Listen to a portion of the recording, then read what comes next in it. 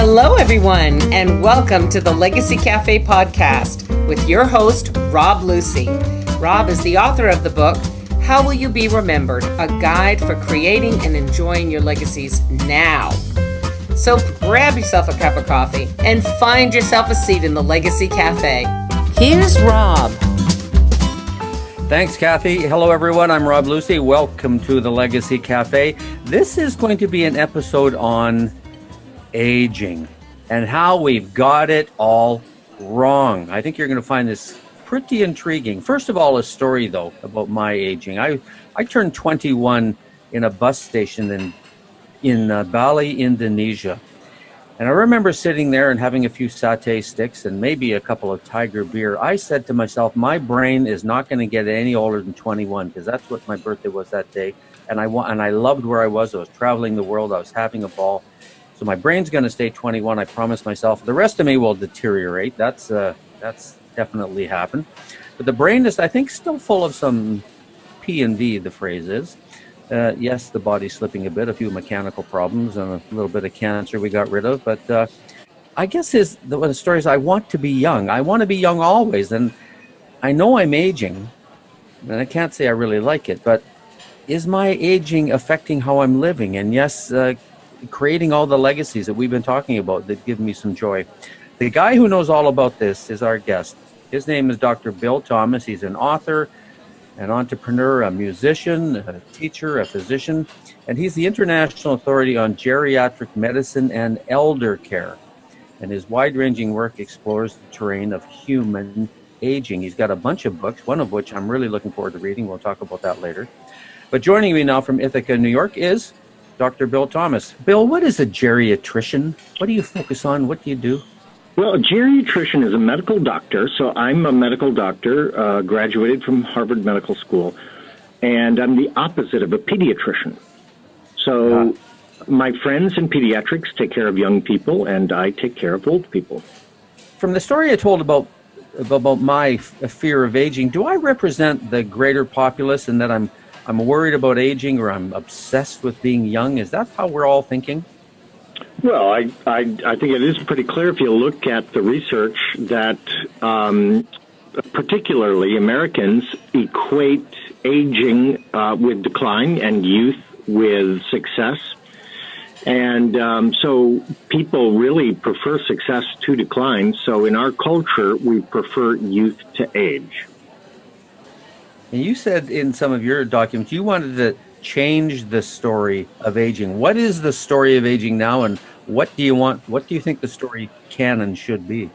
Well, actually, I think you really set it up really well at the top of the show there, just talking about this idea that that we want to feel good about ourselves. We want to feel like we're where we need to be and we're doing what we need to do. And too often, I think in our society, we think that those things are really only fitted to youth. And my work and my research is really exploring this idea that aging is the word we use to describe human development when we're no longer young. And Rob, I'm just going to go out on a limb and say, I think probably you are no longer young. Well, my brain is, of course.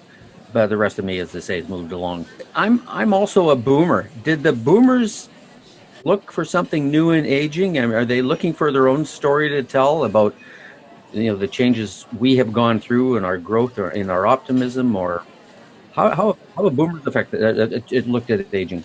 A book I did in 2014, it's called Second Wind, really took a hard look at boomers and their story.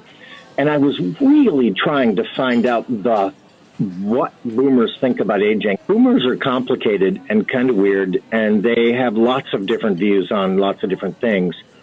There isn't one idea about aging, just like the boomers didn't have one idea about youth either. That also, as you recall, was a complicated time. You talk about maturation and then following maturation, but you also talk about I guess I call them the phases of life, from childhood to adolescence to adulthood. How should we look at those, and does it stop at adulthood?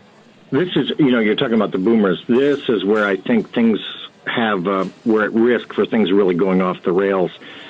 I do think a lot of people who belong to the boomer generation believe that adulthood is the final stage of human development, and that's it. You know, you became a grown-up and you just ride it out.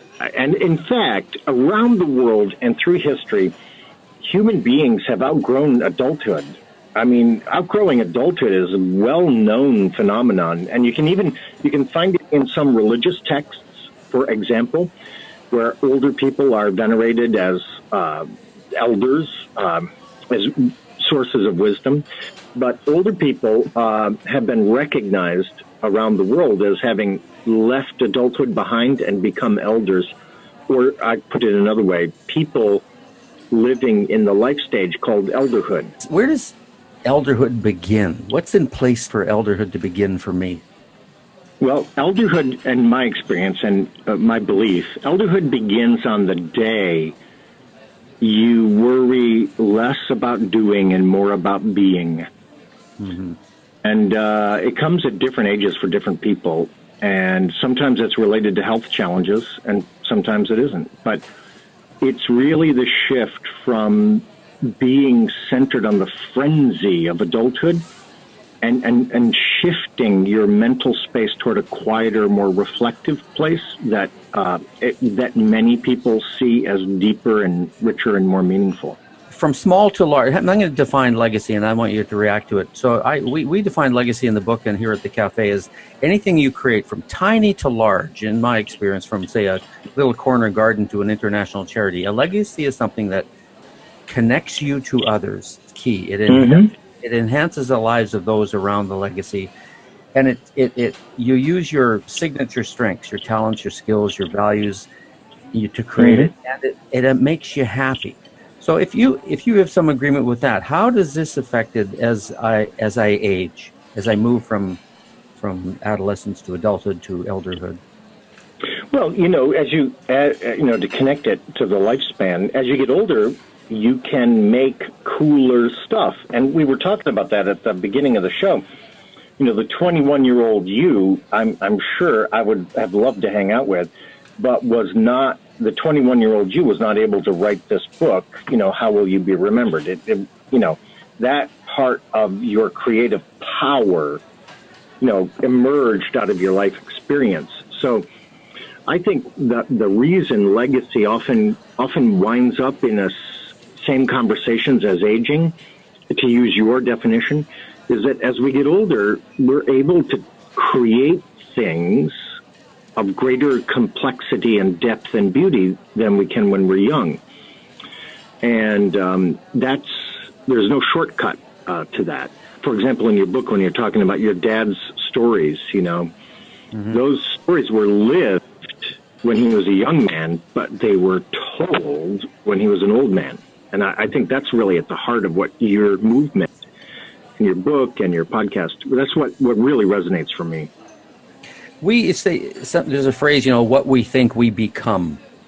Mm-hmm. Is my perception of aging determining how I age, how I live? There's a pile of research on this, and it all adds up. All the papers are adding up on the same thing. Just what you said. If you believe that aging is a bad thing, if you think aging is diminishing you, if you think aging weakens you, that's exactly what's going to happen. Yep. In fact, there's just in the last week a fascinating study out of Japan looking at ageist stereotypes and the risk of dementia.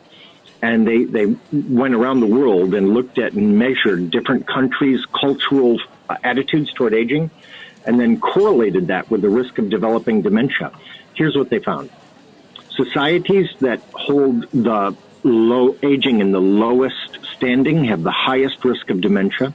Societies that hold aging in the highest regard have the lowest risk of dementia. So when you say what you believe is often what comes to pass, that's really supported by research. Our society is run by adults without elder supervision. And most humans, through most of history, wouldn't even recognize or know what a society was that didn't listen to elders and take advantage of their wisdom. But it's hard to argue in America that elders have a significant voice at this point in the affairs of our society. So what I'm thinking, if our society needs elders, then we need people who think like elders, and then we need people like you and I who respect them for being elders. I do think that we can benefit from that. I'll just tell a very quick story. I'm here in upstate New York, and I live on land that actually was part of the Iroquois Confederacy for 700 years. And during that time, they were free of war. And one of the reasons, there were several reasons, but one of the reasons was during that time, the chiefs of the tribes were actually selected by the clan mothers. And so the clan mothers, of course, would watch all the kids while they were growing up. And they had ideas about who would be a good chief. And so it wasn't the strongest, most aggressive boys who became chiefs. It was the boys who most impressed the clan mothers. And that's an example of a society that leveraged the experience and the wisdom of older people to try to maintain peace among, a half a dozen different tribes. What do we need to do in North America to create elderhood? What has to happen? What has to start to move? Again, I'm going to go back to your book. Your book has the answer. The answer is stories. Yeah. It's all about the stories. And when you live in a society where the only stories, or the primary source of stories come from entertainment companies, you're living in a very different world than a society where the best stories come from the people who've lived the longest. Mm-hmm. And I think the great benefit of your book is taking the focus and putting it back on stories and storytelling, because that's how you change culture. That's how you have a quote in your book that says, if you tell me a story, it will live in my heart forever. Yeah. And I couldn't agree more. And I think that's where the power is. I guess I'm wondering how I want to leave the listener with something to do, to think about. Why don't I go ahead? May I make a suggestion? Yeah. If you're listening, here's what I'd like to say. If you're listening to this podcast, the thing you need to do after this podcast is get a pen and a piece of paper and start writing down stories. That's all. You don't have to publish them. You don't have to do anything, but you need to start approaching storytelling in a more serious fashion because there's so much to be gained from that. There's that, and then there's the one I'd like to get at is how do we start to create an elder category that follows adulthood? How do we start to build it and respect it? I think you do that by doing it yourself first, not waiting for other people. So I can say that I am an elder in the making. I happen to be, at this point, 58 years old. You mentioned the book, The Second Wind, which I've just looked up here. I love the title, Navigating the Passage to a Slower, Deeper, and More Connected Life. What's the Cole's Notes version of what this book will do to me? Well, Second Wind is really my attempt to take a second look at the story of the baby boom generation. As I was kind of looking at everything that's been published, and there's so much, it seemed to me that almost everything was written from the point of view of youth, or with the idea that youth is the central pillar of the boomer generation's story. But as a geriatrician and somebody who does research on aging, I know that there's more to the story than youth. So I took a couple of years, did quite a bit of research, and really explored where the boomer story might take us. What kind of aging experience might we see from this generation? And just to summarize, I think the most important thing I learned is there's no single approach to aging for the boomers. There's actually going to be multiple different flavors and strands of aging, and they all have their strengths and weaknesses. And I think that because of the size of the generation, the boomers are going to do a lot to define the nature of aging for a long time to come. And I thought it was just worth taking the time to dive deep into where this story goes from here. We usually give something to the listeners of the old Legacy Cafe. You got something you can loan them to stir their brain a little bit? Yeah, actually, I have a PDF, a document that's super light and easy to read. In some ways, like your book, you use a lot of graphics, and so do we. Mm-hmm. That just helps you put growth into a lifelong context.